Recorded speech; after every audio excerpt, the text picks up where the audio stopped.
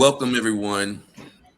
I'm Shelby Wilson. Excited to see you on this fourth day of the ninth Siege UMD Environmental Justice and Health Disparities Symposium.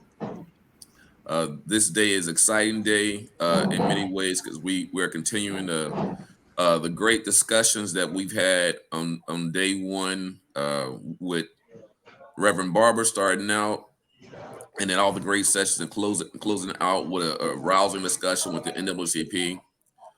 Day two with keynote speakers Robin Morris Collins from the EPA, Justin Pearson, state representative from Tennessee, and also talking about EJ Gold up in them hills, making sure that the folks who are impacted by EJ issues, the folks at the front line, are getting our frontline communities are at the front of the line when it comes to these resources. That we don't have a lot of EJ speculators, folks who didn't care about EJ yesterday, but all of a sudden today they want to do EJ because they see the money in form of greenwashing. And we don't want people doing extractive capitalism and pain pimping in this movement. It's a movement about change and social justice and change for the people, right? And then yesterday we had a great day of sessions, in-person sessions. We talked about really transitioning from day one, day two, talking about more national, international issues, and getting it down to more of a regional perspective. So we started out talking about the Thriving Communities Technical Assistance Centers. These are centers that are being funded by the EPA to provide technical assistance, capacity building support to frontline fence on communities experiencing environmental, energy, and climate justice issues across the U.S. Our TIC-TAC is led by Dr. Hollis with the National Wildlife Federation and myself as co-director for University of Maryland. And then we had a number of sessions that really dug into issues within the Mid-Atlantic region. Our Mid-Atlantic Environmental Justice Coalition, MAGIC, had a session. And was, I think that session went well with many sessions around with air quality issues and what communities are doing within the Mid-Atlantic region to work with partners, to be organized, right, to address environmental, energy, and climate justice issues. And with today's sessions, we'll continue more of that regional focus. We'll continue to talk about what people are doing and talk about the problems, but we'll continue to dig into what the solutions are and how we can work together. And so for today and Saturday, there'll be more workshop style sessions, more training sessions, more capacity building sessions. We really want to lean in the framework of the TIC-TAC into that technical assistance, into that capacity building. So again, really excited for the start of this day. Unfortunately, we couldn't be in person together. So because of a football game at University of Maryland that was prioritized over other activities, just want to say that. And so we had to shift. We had to make a way out of no way. Maybe that's not the right phrase to use because it's not like it's that big of a deal. But again, we had a plan to be in person, and we had to shift to be virtual. And so hopefully everyone online, on StreamYard, on YouTube, on Facebook, you're excited about today's sessions. We're going to have this first opening session talking about the TIC-TAC some more in Region 3, but really digging into discussing what's happening with our community hubs, what they're going to do, what their plans are, talking about more who they are and the issues they've been working on. And I'll talk about that, but let me slow down a little bit and shift. I want to make sure I make a few announcements. Again, because we are virtual, many of you who were supposed to speak at the symposium are in your hotel rooms speaking. So I know many of you are maybe at the Home 2 Suites or at the Marriott. Today, there will not be any lunch served for folks. So hopefully you're able to get your lunch on your own. Tonight, there will be food available, I believe, at the Home 2 Suites, and there's going to be a shuttle to Home 2 Suites. So we will be providing food at the Home 2 Suites. So for folks at the Marriott, please, take the shuttle over to Home 2 Suites so you can have some dinner together. Additionally, I just want to make sure everyone knows that, again, these events are really important. Everything's been recorded.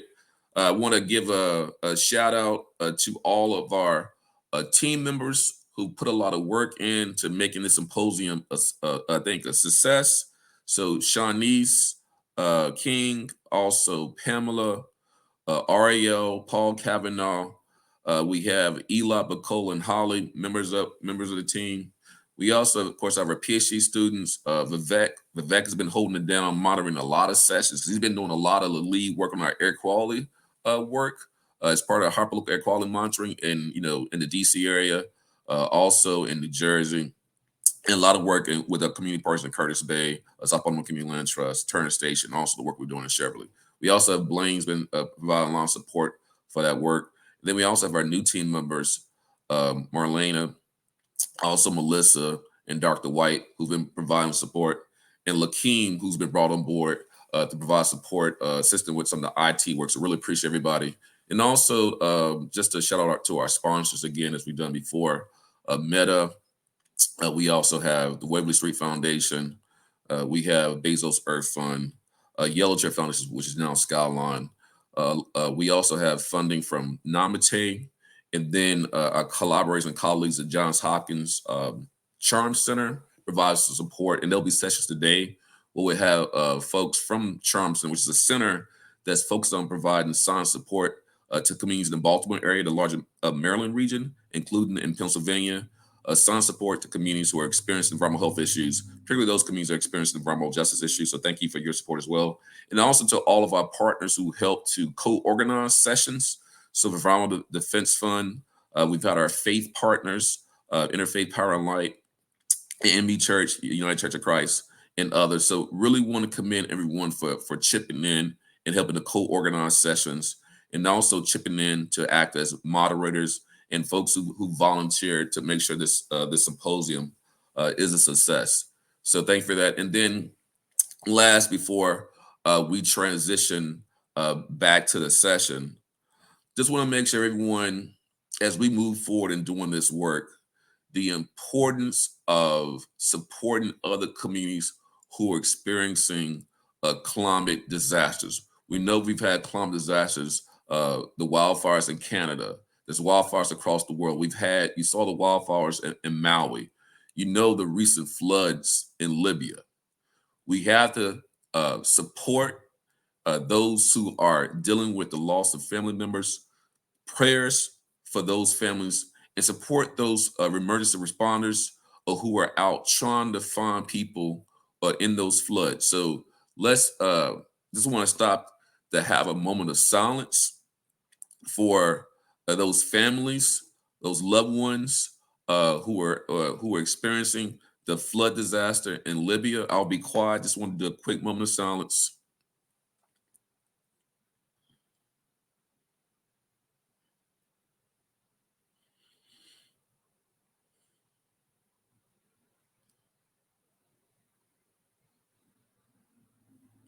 Okay, thank you, everybody. I think with these climate disasters, just our shared humanity and love for each other.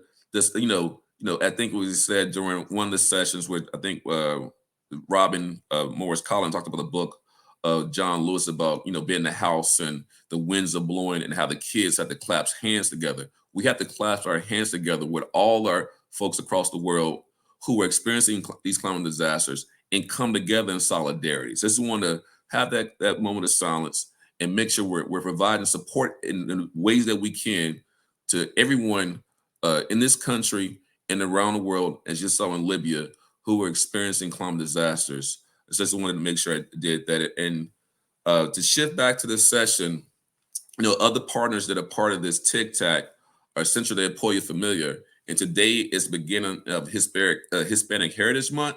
So to make sure that we are understanding the issues that impact our Hispanic, Latin, Latinx communities, and make sure as we begin in solidarity with those communities as they celebrate this month, and how we can work better together to again address environmental justice issues as a point of this symposium, but racial justice, social justice, and economic justice issues as well. So I think I've gone through my basic overview and intro. But what I want to do now is transition back to this session. So today, as I said, we're going to have a discussion about the Region 3 TIC-TAC. I'm really excited about this discussion. We had some rousing comments about the TIC-TAC yesterday in the early session. We had a really good discussion about Tic Tac and our match, our Mid Atlantic Climate Action Hub, is part of a session yesterday where we had a chance for the partners across the two projects to talk to each other. And then we had a great discussion at the end of the day, which I didn't get a chance to mention in my overview earlier, with Dr. Beverly Wright, who's the director of the Gulf Coast Tic Tac that covers both parts of Region 6 and Region 4. Dr. Cito, Region 10, I believe. I'm going to keep messing up. It's Region 9, Region 10, covers Washington State.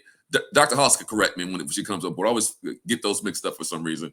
In other states, Oregon. And then also we had members of my team, of course, myself and Dr. Hollis on that panel. It was really an interesting discussion because we had a chance to think about some of the challenges that we're experiencing as these Tic Tacs and some of the pressure and the expectations of these Tic Tacs providing capacity building support and technical assistance. But also, it was great to just kind of hear what Dr. Wright was thinking and doing as part of her Tic Tac. And I think Dr. Hollis and I, in real time, we're just trying to figure out, what some of those things that were shared, would they work for our Tic Tac, and how can we, share some best practices, some lessons learned as we move forward and launching this Tic Tac. So our session yesterday was really, the early session was really kind of a soft launch of the Tic Tac. The official launch will be next Tuesday, September 26th, where we have at 12 o'clock at the Trinity Church, which is in Ivy City. And Sabrina will probably talk a little bit more about that. And so it's been hosted by Empower DC, which is one of our Tic Tac partners. But what I want to do today now is just introduce our panel. I'm not going to do a full introduction, everyone. I just want to jump into it. I know y'all waiting. So we have Sabrina Rhodes, who's an ANC from DC, who works with Empower DC. We have Michael and Maria Pan, Mama Son tag team, Centers of Eastern Shore Health and Success Environmental Health Network. We have Adrienne Hollis, who's with the National Wildlife Federation, and she's a vice president with the National Wildlife Federation of Environmental Justice, Revitalization. I'm not forgetting that third part, Dr. Hollis, right? And then we have Jerome Shabazz, who's with the Overbrook Environmental Education Center and also Jazz Tech Services. I know I may have forgot a word there with Jerome. But these are Sabrina with Empower DC, Michael, Maria with Sesson Shin, Jerome with Overbrook. They're members of our community hubs. We also have Wakaria Poole with Central Del Pollo Familiar. Additionally, we have Shoshonda Campbell and others who are part of South Baltimore Community Land Trust. That's the Baltimore Focus Hub. And as I mentioned in our discussions yesterday, we are in the process of bringing in 3 additional community hubs. We want to have one in Appalachia, a community hub in Virginia, and also a community hub in Pittsburgh. And as I joked yesterday, it's not because I'm a Steelers fan. It's the reason why I'm gonna have a community hub in Pittsburgh, as y'all can see in the background. So let's get into it. So what I want to ask first, to go around to each of the community hubs, the leaders of the community hubs. Tell us more about your organization and what your organization does, and how participating in this Tic Tac is going to help you do your work better, right? What you're doing, what the issues are, and how this Tic Tac will help you have more impact in the communities that you're serving. I'm going to start with Sabrina first. Thanks, Jacoby, and good morning, everyone. Yes, Empower DC is here in Ivy City, and what we do is basically the organization is empowered by its residents, by the members.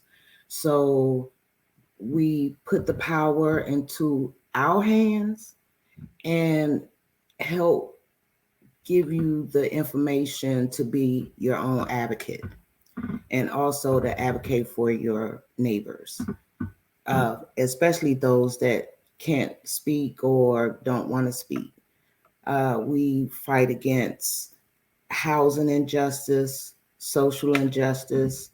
We become powerful in this environmental injustice, racial injustice, fight against slumlords.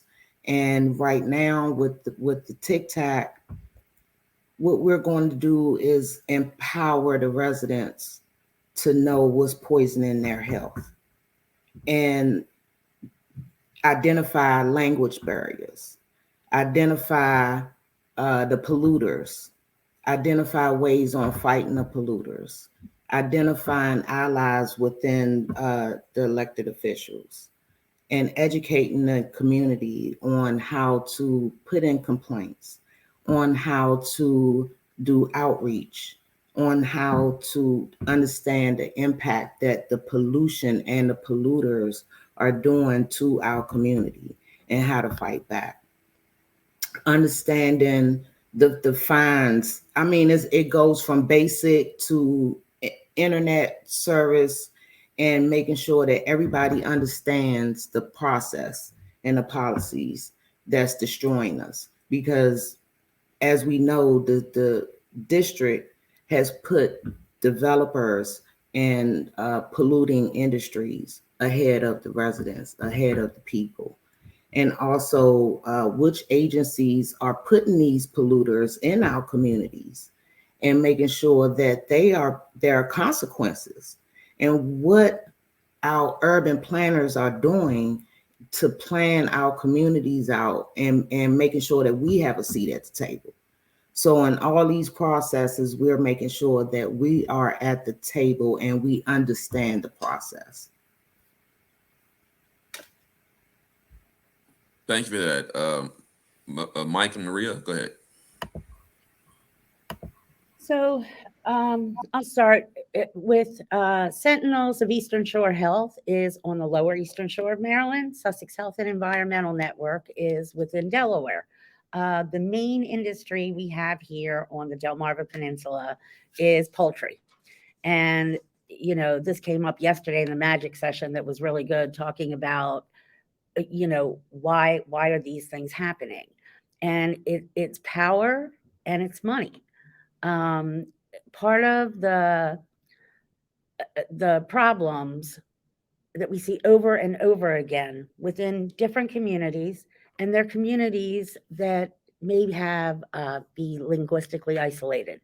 They're communities that do not have a large political voice. They are not big donors, and unfortunately, um, this goes on. And we were talking about, before the session, about the documentary last night.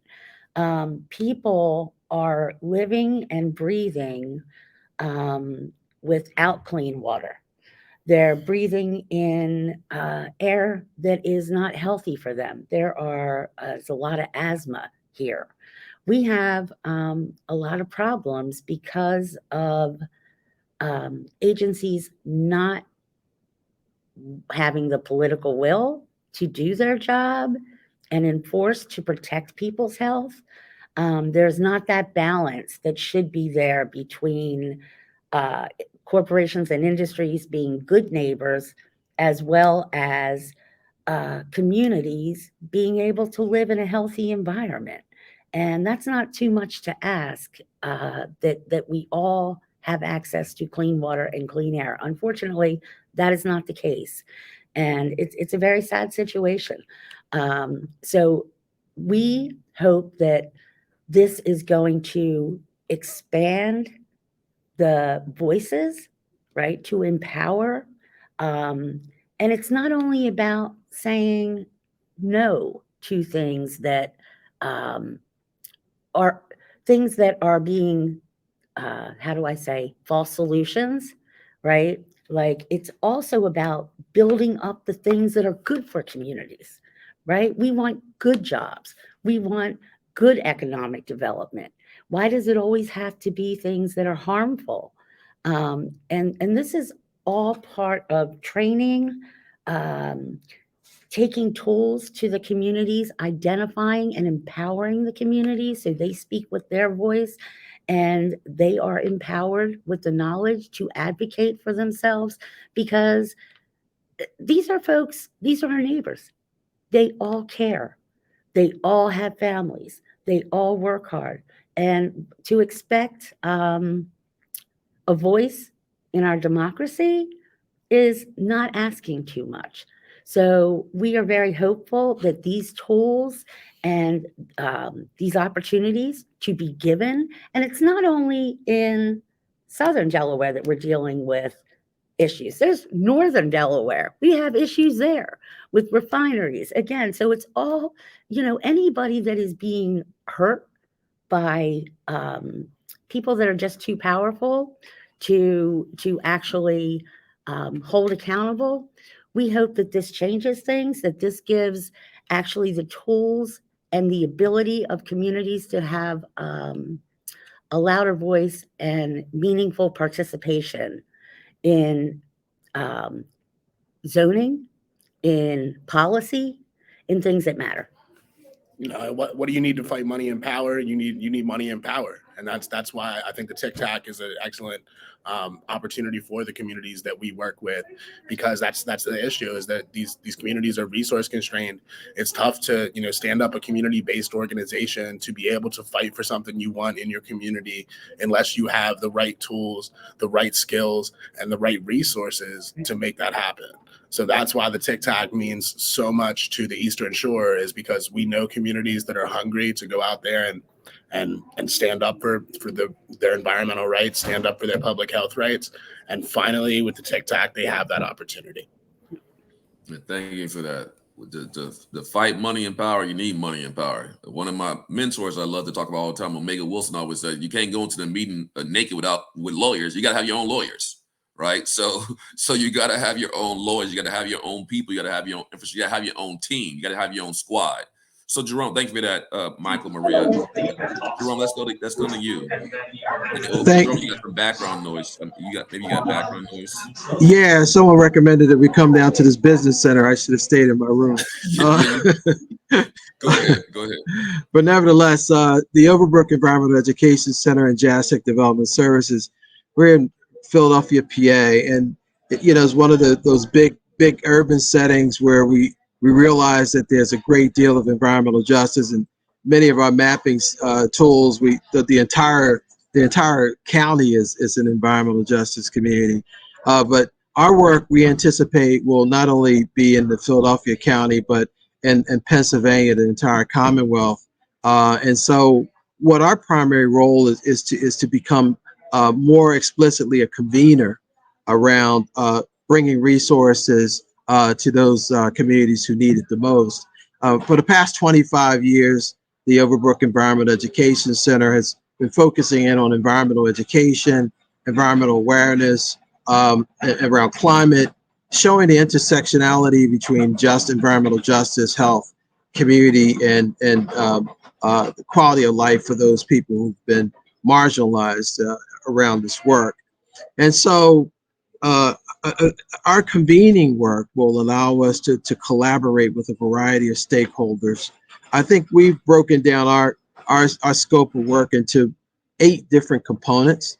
And most of those components are sort of in 3 different sectors around collaboration, engagement, education, and education supports.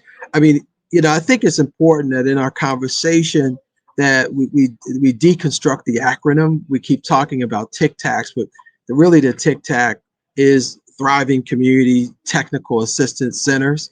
And so the thriving community component can't get lost in all of it. We can sort of commercialize the acronym, but the real essence is really seeing, our objective is as bringing benefit to our constituencies and being targeted around what our outcomes are. We see our outcomes as preparing people to better able to apply for federal grant funding relative to climate and environmental justice issues. And so we're not all over the place with what we can and cannot do, but we definitely want to make sure that we mitigate our expectations with our constituents. And a lot of that really is falling within the methodology of resilient strategies. And what I mean by that is, it's usually a 3-part process. We talk about catastrophes, for example, or environmental emergencies. People look at that event, but there's things that should go on prior to that event, prior to to the catastrophe. If there's flooding in a community, we don't want to wait for flooding and to talk to people about how to prepare for it. And then after you look at the preparation and the event, then you need to talk about what recovery looks like. And so the education that goes around this sort of preparedness, this thinking about resilience relative to environmental and climate issues, is something that we imagine ourselves being at the forefront of helping to educate our communities about. So collaboration with our partners to design sort of competitive and publicly established RFPs around grant making is a big part of what we do.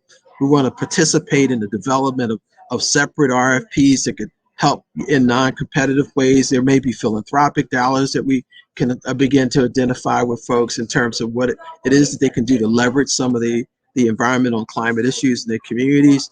We want to engage in outreach and promotion around those grant opportunities so people know that they exist. A lot of folks are just not even aware of where these resources are. And so we want to make certain that we become sort of a clearinghouse where people know that they can go to a very particular place, a thriving community technical assistance center, which Overbrook will bill itself as, where you can get that type of information. We want to provide communities and stakeholders engagement around how to identify and prioritize their structures so that they could be better qualified for grant funding and grant opportunities. We're going to provide the assistance that's necessary for people to understand the language, the preparation, what it takes to even be able to get online to those portals that make you eligible, the antecedents, the preparational work, whether people have their DUNS number, whether people have their 501c3s, whether people have their UEI numbers, all of those things that are necessary for you to be a responsible applicant.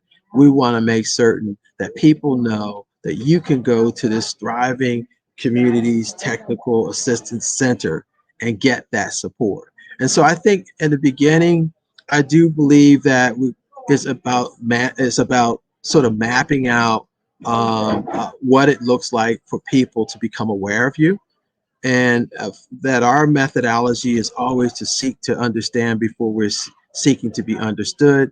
But at the same time, we want to be able to put the messaging out there to let folks know that we're here to help and we have resources. And not only do we have the resources of the Overbrook Environmental Education Center, but we have the resources of our network. Our network has power. Our affiliation with National Wildlife and our affiliation with University of Maryland, all of that is part of the network. All of that is the power that we bear, and all of that is part of the resources that we intend to bring to our constituents in the Commonwealth of Pennsylvania. Oh, thanks for that, Jerome. And just, I think, yeah, you make some really important points and not getting stuck with the acronym TIC-TAC, and Mhm. really focus on the thriving communities piece. Which again, how do we build thriving communities? What Mhm. are those elements, components that makes a community thriving? And going back to some of the feedback we had in the discussion yesterday with Dr. Wright, her roadmap example, how do you, as a hub, really do your work within your region to help do a needs assessment? What are the needs of the communities, right, in your region? What are the needs of the folks?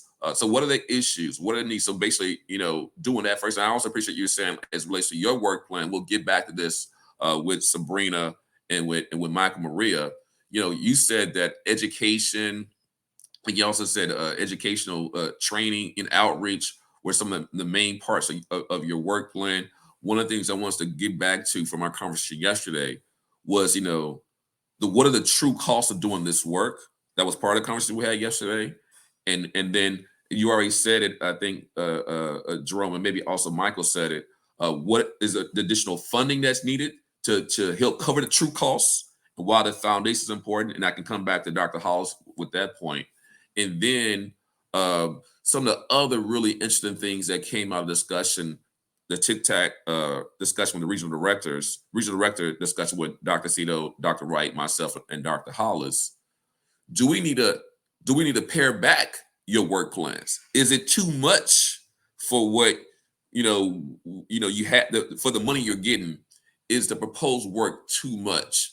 And I want to say those few things to help set up a latter parts of this conversation, particularly when we had that really good conversation about some of these challenges and barriers yesterday that we had, y'all. And I want y'all to remember that conversation and bring that to this larger audience, because that was a conversation we had with each other. But I want to make sure we open that conversation up to the larger audience. So I'm gonna go to Dr. Hollis to talk about, what you see as a co-director of this Region 3 Tic Tac, what we can do. Before you can do that, one thing I forgot to say, Jerome, in response to Jerome, just want to make sure I put this out there. Yes, it's Tic Tac. It's about helping people get prepared for grants. So as Jerome said, how do you get into the system, right? How do you apply for the funding? And then how you manage the grants. Don't want to forget the grant management part. That's one of the things I've been remiss to say, and what Brother Mustafa said this and others, don't forget, and Jerome knows this, we got to also be in that two things, in the workforce development game, that piece of it, and contracting, we got to be in that as well. And the tax credits, there's a whole lot more money. We're talking a lot about grants here. There's a lot more money in the tax credit space, right? And making sure that I'm just want to say, I think the Tic Tac, as we go through our evolution, our phases, being a one-stop shop service capacity and technical assistance support for folks in Region 3, it's the setting folks up, it's the submitting proposal, and the grants management. It's also that workforce development piece, which Rome is also doing, and also that tax credit piece, where there's a lot of money there. So I just want to make sure I set it to the audience, and also for us to think about how we can differentiate ourselves from other Tic Tacs, and making sure that we're doing that. So I just want to put that out there. Again, I know it's a lot to think about, but as Dr. Hollis prepares her comments and says her comments, just for the community hubs, you kind of think about what I just said and what we talked about yesterday. Again, be prepared to bring some of that into this larger conversation. Go ahead, Dr. Hollis. I'm gonna pass the mic to you. Well, I don't remember the question, so I'm gonna ask one myself. Because we talked a lot yesterday, and I think Yeah. it's we want to focus on these powerful people here, and everybody talked about importance. The importance of what needs to be done and what you plan to do, and I think I have a very hard yet just one sort of sentence question that I was really thinking about along the way, but more so yesterday after listening to Dr. Wright and other people talking, listening to our discussions in our roundtable. I just want to know from everybody, what does the success look like to you? And not those individual meeting those 8 Jerome criteria, but what does it look like after this grant period is over? You know what I mean? I know it's going to be different for everybody. Can I jump in on that? Oh yeah, this is for you. Yeah. For you guys. So it's interesting. We always look at what we call our success proposition, and our success proposition, we break we break down the idea into a system. So this is not a one thing objective that we're looking for as an outcome, but the biggest and most initial outcome is the awareness. I think the success for us is that people are aware that we exist, that there is a service out there that's specifically tailored to your needs. It's nothing like having something tailored to your needs, and that sort of community-centric approach that people don't realize that we're spending an exorbitant amount of time making certain that we're community friendly and that we are accessible and that our language will be accessible, that our outreach will be accessible in terms of its language, in terms of our methodology, whether we are reaching people through cell phones or whether we're reaching them through knocking on doors or whether we're reaching them through our point of purchase activities. That success for me would be that if anyone who wants to engage in grant making, engage in seeking resources to give leverage and capacity to their ideas and to their organization or to their mission, that there's someone out there to help. So I think in the initial stages for me, success will be for our hub. I won't speak for my colleagues, but for our hub, if we were able to establish ourselves as that type of agency, that support agency within our region, to be able to provide that support, that would, to me, would be golden. because I think we'll build upon that, and that we'll get that kind of engagement, we'll get that kind of inquiry, if you will, from the people who need it, and then we'll be able to snowball our output around the various services that we're able to provide. Yeah, thank you. So powerful.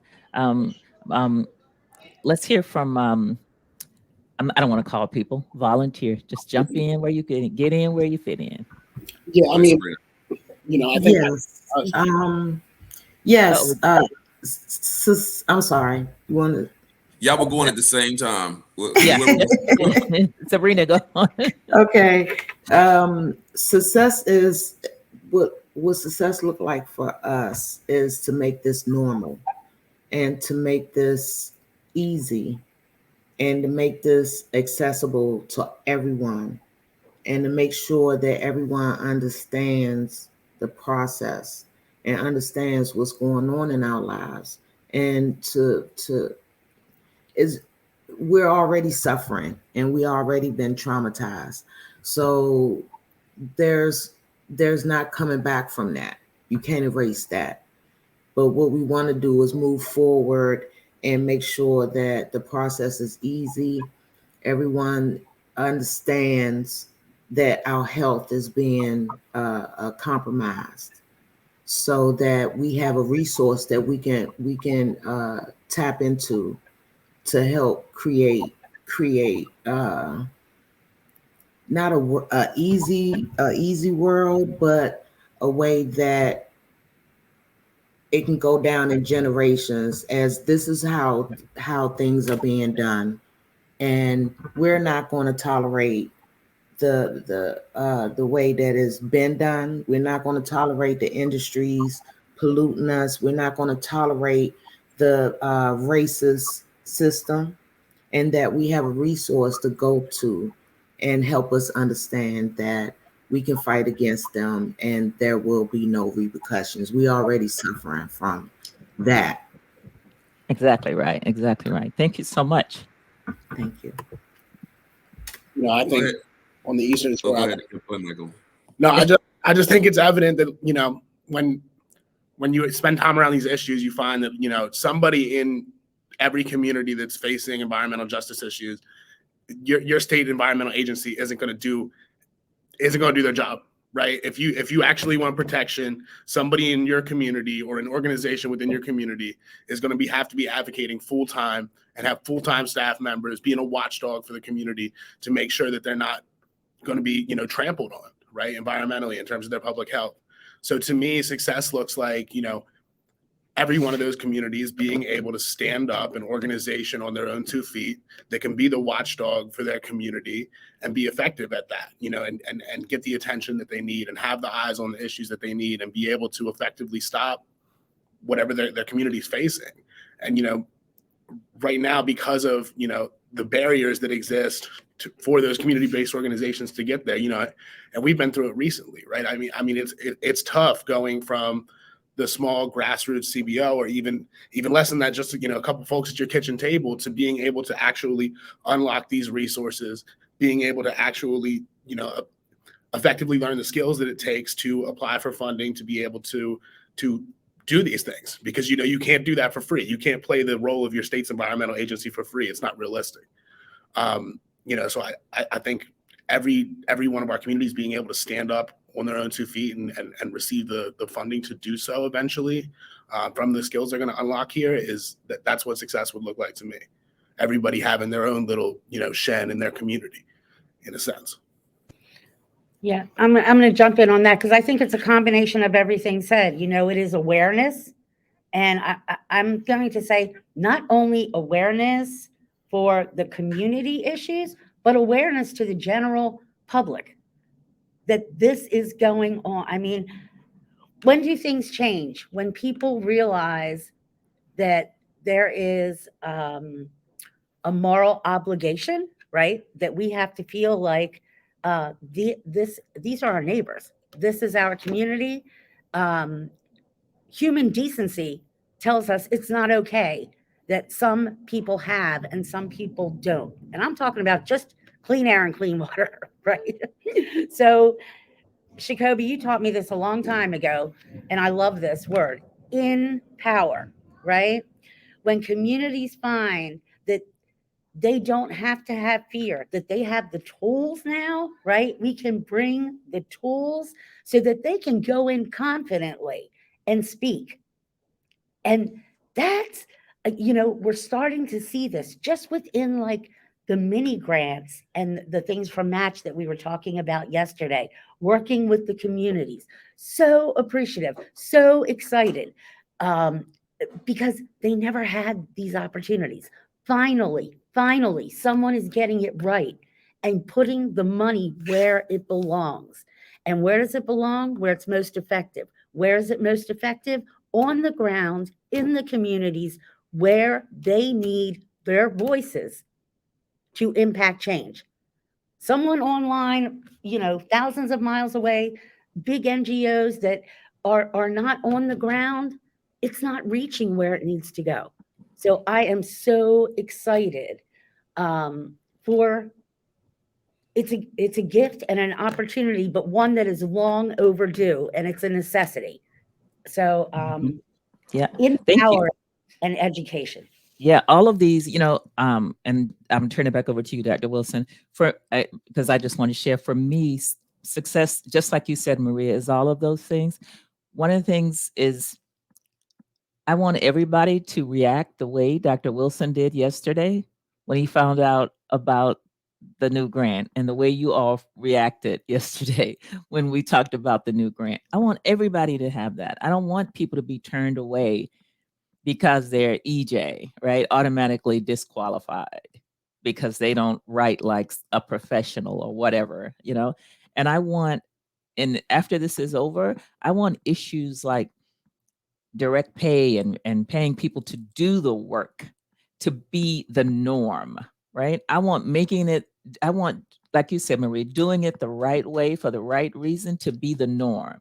I want people to use common sense and recognize that just because you did it one way before doesn't mean that's the way it's supposed to be now. So, and Dr. Wilson, maybe you want to share some, and I'm turning it over to you about Yeah, what well, thank you. success looks like. Yeah. Yeah, no, thank you for that. No, it was really interesting when you made that announcement because I think, just for the audience, this team led by Chesapeake Bay Trust received a grant through the Community Urban Forestry Program. And so that grant has historically Black a university partner, Howard University, Dr. Tehran, who's now at Howard, who has a forestry, green infrastructure background. Chesapeake Bay Trust, who's done a lot of work in that space in the state of Maryland with the Trees for All program, or helping to manage those programs through the state of Maryland. I think maybe even some other entities within the region as well. And so, how do you use trees as a way to build health, grow in a community, like Jerome said, thrive in community. So it was exciting to get that announced because, again, as part of that project, our community hubs, which I'll outline again, we have community hubs that are part of our Mid-Atlantic Climate Action Hub. We have groups from New Jersey, SWIA, down to Virginia, UPaul, and we cover almost every state in the Mid-Atlantic. If you include New York, we don't have groups in New York as part of Match, and we don't have West Virginia community groups yet. But in all the other parts of the Mid-Atlantic geographically, we have hubs. And then, of course, the Tic Tac, we have overlapping hubs, but mainly only focus on Region 3 of the EPA, right? And so that opportunity, so our hubs will be getting funding through Match. They'll be getting funding through the Tic Tac, and the same hubs will be getting funding through this new resource, right? So it's helping to, thrive and keep helping them. You talking about empowerment, building capacity, and I talked to Jerome about this, and I think we said this in one of the sessions too. You got to get to a certain point if you're going to address the true cost of this work. You got to have enough money to cover all those true costs. And I think with that pot of money and additional pots of money, we'll be able to really help get to those true costs. But when I want to, and that to me, so being able to get that funding for our partners, that's success. Being able to make sure folks have skills now, as we already said, to write their own grant proposals, that's success. Being able to do their own grant management, that's success. Being able to get their own UID and a 501c3 setup, that's success. Being able to get the money, getting the application is great, but getting the money and then seeing the work on the ground, right? Because what happens a lot, and I want to talk to this again, it's not about me, because I know I'm talking y'all. So a lot of times in some of our collaborations, a lot of money, IDCs get taken off, and that money doesn't hit the ground in the community, or because of systems in place, we can't get the community partners their money in time. And I just say that, y'all know what I'm talking about. That's not good either. So there's some inequities built into the system.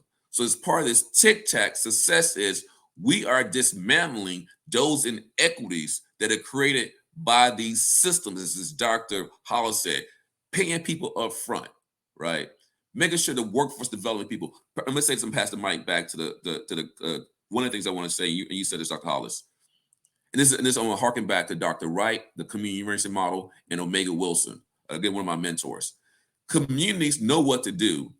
They should be the engines of change. And this work is economic opportunity for the community too. I just want to make sure I say that. That's why they should be leading the work, to get paid to transform their community. Okay. So I want to pass the mic back on that point. If others want to chime in on sort of, either the challenges and barriers, remember I said earlier, going back to our discussion we had in our closed session, or even going more into your vision, right, for how we make sure this tic-tac works well for you as an organization and for the communities, constituents that you serve. Who wants to jump in on that? Yeah, I'll jump in. It's interesting when you talked about rethinking capacity and rethinking what our scope should be in the work. I think it's really great to have what I like to call an aspirational profile, because that really speaks to our desire to really want to help and serve our communities. But ultimately, what we're going to end up doing, I believe, is creating some type of. They're interviewing like about 50 students out here, so. But hopefully you can hear me. But I'm hopeful that at some period, soon, that we'll start looking at asset mapping, determining what it is that we really have as an advantage, and to see ourselves more as a system and a team as opposed to individual hubs, right? So we can leverage each other's benefit, because some things we might do very easily here that maybe Empower DC we can help with, or vice versa, or something going on the Eastern Shore that they do like extraordinarily well that we may not have capacity, that they could be able to help us. So I wouldn't want to randomly decide that the scope of what we're intending to do may not be too broad, or may be too broad. It could be, but I think we want to make certain that if we can leverage the advantages that we bring to the table, that's part of the elegance of our diversity in the first place, And I think that internally, as an administrative strategy, is what we're going to bring as a benefit to the folks that we serve. But yeah, I think there is a secondary conversation too around repetitive support services that may be centralized versus the things that are very geographically specific, very regionally specific. There's some things that happens in some parts of of Region 3 that may not play over the same way in other parts of the region. And I think that having those kinds of very honest and explicit conversations about what that looks like is going to be an important part of how we move forward. Cool, thank you. Go ahead, Sabrina. I want to say, when you mentioned about challenges, there are many challenges, especially in a community that's been treated unfairly, that's been neglected, that's been traumatized by a lot of the racist systems that's going on here in the nation's capital. And first, we have to realize we're in the nation's capital. We represent Empower DC. It represents DC, and a lot of our communities shouldn't be going through what we're going through. So that's for one. And some folks think it's normal, and it's not. And we have to break through that barrier to make sure that people know that we don't have to live in mold. We don't have to live in infestations. We don't have to live with developers pushing us out of our communities.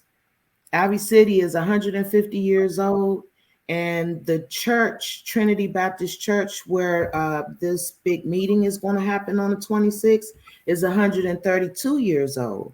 That was had someone throw a Molotov cocktail when they were burning down Black churches, and this was one of the churches that was set on fire because it's a Black church. So we have to. Some of the barriers is that we've been shut down and beat up, and then we have to empower the people, and it's going to take money to do this. It's going to take time, and it's going to take energy. It's going to take a lot of educating residents that didn't know any of this, don't know any of this, don't know about grants, don't know about environmental racism. All they're doing, and me included, living day to day, taking care of your families, taking care of your home, going to work, making sure the kids get to school. So and that can be a barrier because we need their time. How are we going to get time from these families that all they're doing is wanting to live in peace, and they want to take care of their households, and they want to do it in a way where they can keep a roof over their head? So that's going to be a barrier. We have different cultures in our community. It's going to we need different. We need ASL interpreters. We need folks that speak different languages to reach out to these families so they can understand exactly what's going on, because we're living in, and this is our home. So then we have to make them realize that, yeah, this is our home, but people need to do better, and we need to demand better, and we need action, and we need to vote for elected officials that's going to be for the people and not for capitalism, not for profit, not for these companies that are smoking us out. And so that's a lot. That's the basic thing right there. On top of internet service, going on these websites, doing comment periods with the EPA, understanding what toxic substance chemicals are, understanding what chemicals are in our community, understanding what exactly is polluting us, understanding the like I said yesterday, the idling. That's something that people don't even look at. A truck just sitting there running this engine for an hour when that's against the law. So we're gonna have to educate a lot of folks on just the basic laws that's not being implemented. Thank you. I'm gonna go to Mike Maria next, and then Dr. Hollis, you can take the next question after they respond. Go ahead. Doctor, can I respond? Because Sister Sabrina mentioned something that just really triggered my mind, and I think it's really an important thing. At the center, at the Overbrook Center, we call this type of work that we're doing the continuity of dignity services. The continuity of dignity. Because at the end of the day, we're trying to preserve the dignity of our people, irrespective of where they are, because we've been burdened in so many different ways that there has to be something for us that we wanted to look at as a hallmark, as a beacon for what it is that we're really all about. And for us, it's about preserving the dignity of the people. Thank you for that, I just wanted to throw that in. No problem. Thank you for that. Go ahead, Maria and Michael. So the one thing I want to bring up, and we hit on this yesterday, but I think it's really, really important. And I think Dr. Wilson and Dr. Hollis really understand and are trying their best to navigate the system, because it takes, when we're dealing with hubs, these are not big, wealthy, big green groups. These are not, and it takes money to do this work. What did you say? It takes money and power to beat money and power, right? And the whole system has been designed not to go to where the money is needed, right? And we're finding this out through there in the ways that we have to set up different systems in order that the money can flow through to not to do the work, because we cannot do the work without the money. We cannot hire people until we have money to do the hiring. So this has been really such an education for me to see how this whole system, like, the environmental racism, it goes down through the whole system, even of structuring on how we do the work. It's really been a big education. But talking about, like, when we go into these communities and the money that it takes, and I'm just going to give you a simple example. This came up yesterday with the Title VI civil rights complaint was filed in a community where the closest to populations where they want to put a biogas facility in, by the way, a residential zoned neighborhood. We're talking about risk of explosions, all kinds of problems. There's threats, 73,000 tanker trucks on these roads that are not equipped for it. The two closest communities, one is English as a second language Haitian Creole, and one is English as a second language Latinx. Now, let's think back. What's going on in this country right now? A lot of folks, work for the industry. People are scared to even talk because of retaliation, maybe against their job, maybe.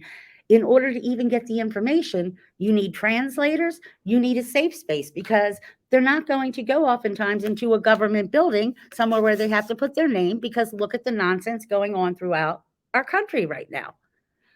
So, like, just the expense of dealing with that, you're talking about two different languages, translated. It takes a lot, and it takes a lot of resources.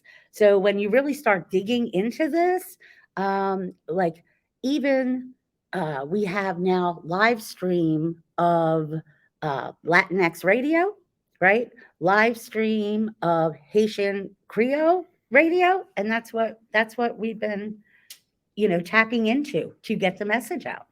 I mean, just to echo some of that, I mean, it's very evident as you get into here that the money, the previous resources that have been allocated for this type of stuff, it really was never designed to be able to reach like true community level work. And that's evident through, we've been involved in managing a very small amount of resources that we've managed to stretch very, very far, and have been doing that for, 5-6 years. Right, and have done an excellent job thus far, and never had an our own EIN and an accounting department and a doctor that was able to write, highly technical grant proposals. And like, as you get into this work, you realize that these are the types of things that you almost need to access the resources. Right? Okay, well, y'all want to apply, you're going to need an EIN. Well, how do we get that? Oh, well, you got to pay a couple $1,000s to this consulting firm so they can set y'all up, and then you should be good to go. Well, where are we going to get that? All right, well, you don't get paid until you get through this work, and you're going to need to be working for 8 to 12 months until you well, how are we going to pay our bills if we can't get paid until the work's done, because we need the money to do the work? It's not going to work that way.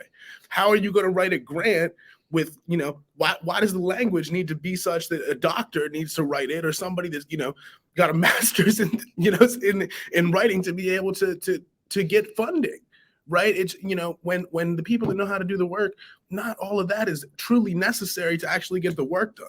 And all that stuff costs money, right? So it actually ends up sucking a lot out of the system that y'all, you wanted to be able to go for true work on the ground. And that's why we see, the money going to, the resources going to these big NGOs, right? And then it gets wasted on Zoom meetings and all kinds of admin tasks and all the, all this stuff that's not really necessary for work on the ground. And, I think navigating through this in what we've been doing and working on over the past couple months with the TikTok has been a learning experience. And I think it shows a lot about how we can do better. Thank you. I have to say, it has been a learning experience for me, y'all. And thank you all for being so patient. And when I know Jerome will come into a meeting and calm us all down, you know, and be the voice of reason because everybody's so passionate about the work, you know. And so when I think about this, this is, you know, all these barriers that we're talking about that we've identified, that we spoke to the White House about, and you know how Dr. Wilson is very passionate when he speaks, and you know, if I, you know, there was a person from one of the other TikToks who talked about having some doing some universal work from across all the TikToks around policy. But I'm wondering if you've given any thought to if there was one thing you could change right now, right, with policy, or we need to focus on. And maybe you haven't thought about this, and so if not, I apologize. But that's the lawyer in me. But seriously, one thing you could think of right now, what would it be that you would want this TikTok to address that we should, you know what I mean? Just that in your perfect world. Anybody? I'll jump in on Well, this because federal, I'm sorry. This is like I've been dying, not only in the States, we need federal. We need the right to clean air and clean water. This should be a human right, and that we need federally, right? How we're trying to add it to the state constitutions. This needs to be a federal law, a constitutional right. Mhm. I agree with Maria. This should be a constitutional right. We shouldn't have to bite and fight and scratch for clean water, clean air, and to live free of toxins. We shouldn't have to fight for that. That should be a given right. So if I think I understood the question, one of the issues that we've been pushing for, a very technical issue, is indirect cost allocations for grants. And most of the nonprofits have this de minimis 10% contribution for indirect costs. Meaning that's the operational cost that we could use to run our organizations beyond the direct cost of personnel and expenses that you really can't benefit from. And I think when we talk about capacity building, even if you get larger grants and you still can't allocate more of that to the development of your organization, you still don't really get the capacity, a structural capacity benefit that you need. So I think for me, one of my wishful, well, not even wishful, I'm working on it. The effort of really trying to get folks to understand that when it comes to nonprofits, when it comes to community organizations, everybody's hyper sensitive about whether we're going to waste the money.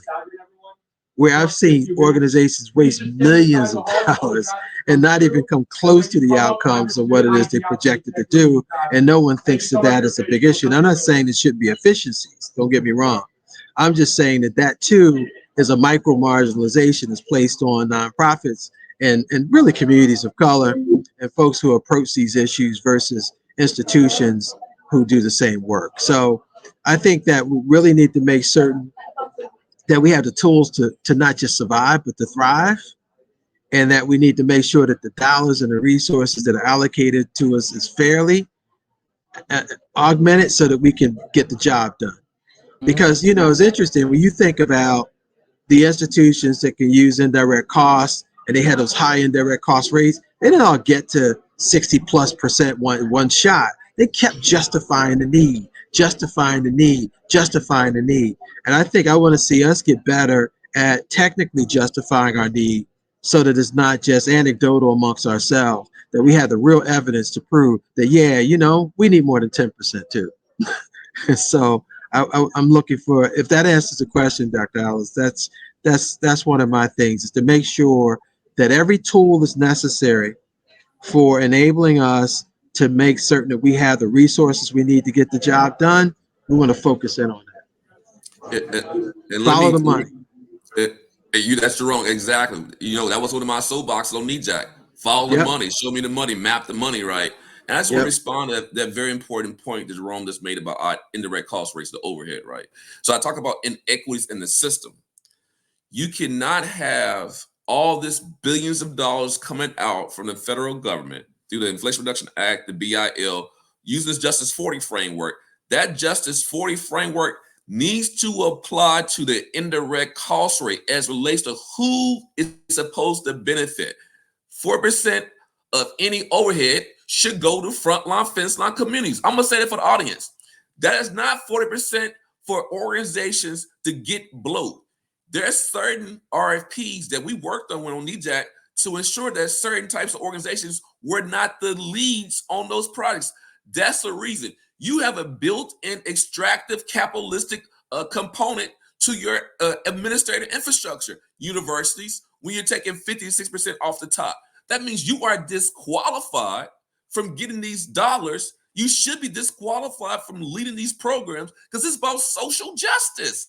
That is an injustice in itself. So how should you be allowed to lead a grant when the whole goal of it is to address social injustice? That's insanity. So we want to make sure, I'm speaking on behalf of myself, I know the husband will be happy me saying this, to make sure we really make Justice 40 happen and to disqualify anyone who has extractive, pain pimping, colonialistic, capitalistic system is part of how they do their work. We don't need that. And that's real talk, folks. That was what came up yesterday. So how these true costs can't be addressed on the community side when some of the lead partners have a nonsensical IDC rates and those dollars never get back down to address the work. That is an injustice in itself. And from a policy perspective, I'm gonna pass the mic back so you can close us out, Dr. Halls, with some high-level, short responses from our hubs. I know I'm talking too long.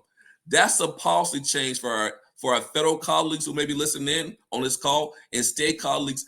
Disqualify anybody has exorbitant IDC rates when you're trying to address social injustice. You don't should be getting it. This is the people's money, ain't your money. Go ahead, Dr. Hollis.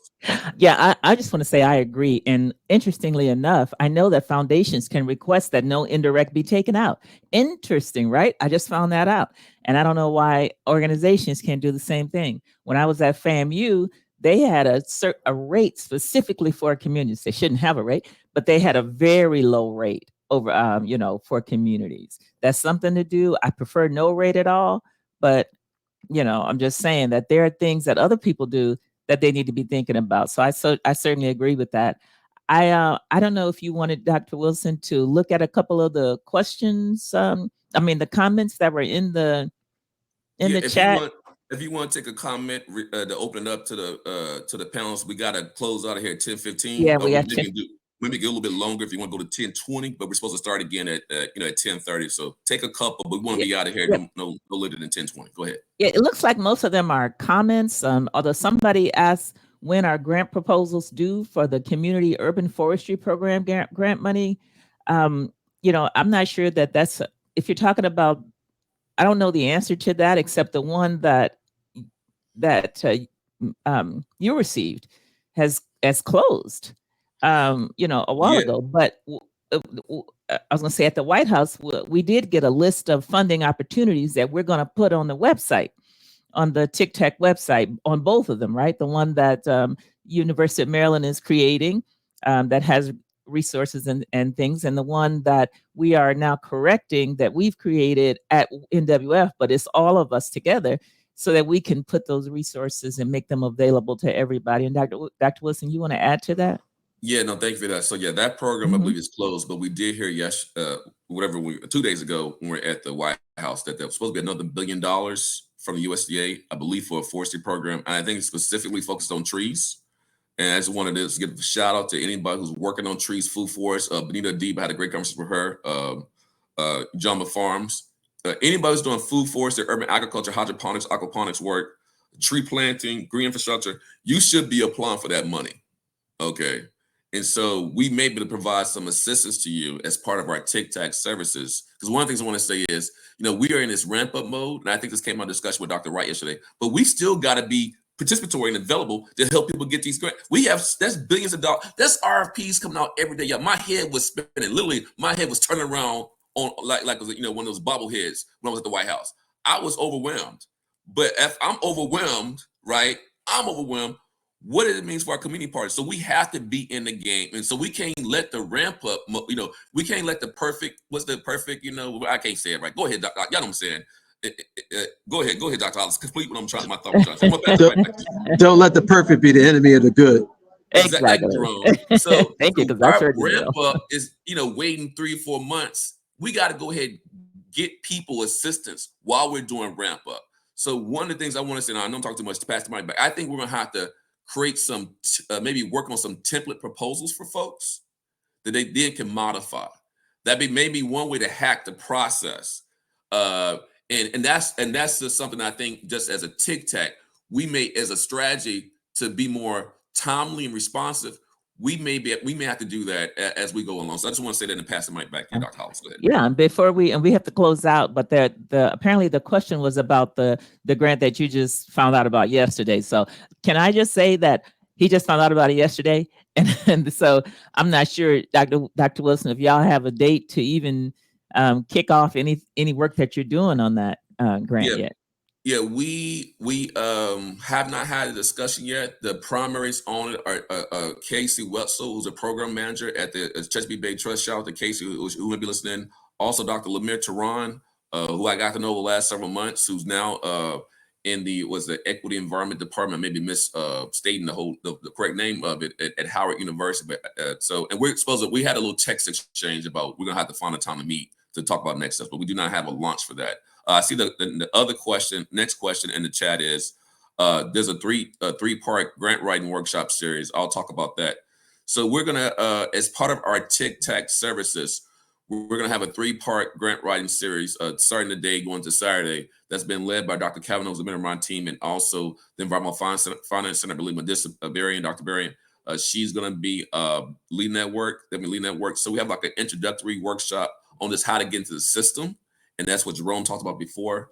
How do you then start looking at what are the second workshop? What are the elements of a grant proposal, and trying to understand those basic elements of a grant proposal.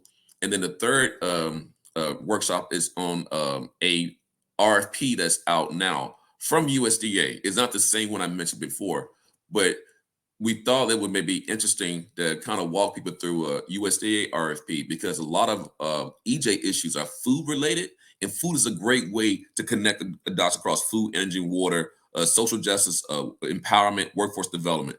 So that's the 3-part series. How to get into the system as an organization, what are the basic components of a grant proposal, what you need to submit, and then focusing in on an actual RFP and giving folks feedback on that. Go ahead, Dr. Hollis. We have to close out. Before we finish, I do want to, one thing, thank all of our panelists. And I'm so blessed that I already met Jerome at past Siege meeting, a symposium, but to my new friends and colleagues. And we're going to end with an announcement that Sabrina wants to make. And yeah. Yes. Thank you, Dr. Hollis. Real quickly, the U.S. Environmental Protection Agency and U.S. Senator Tom Copper invites everyone to join us alongside the National Wildlife Federation and their partners as we announce the new Mid-Atlantic TikTok Environmental Justice Thriving Communities Technical Assistance Center. The EPA has selected 17 awardees across the country to each receive at least $10 million to remove barriers and improve accessibility for communities with EJ concerns.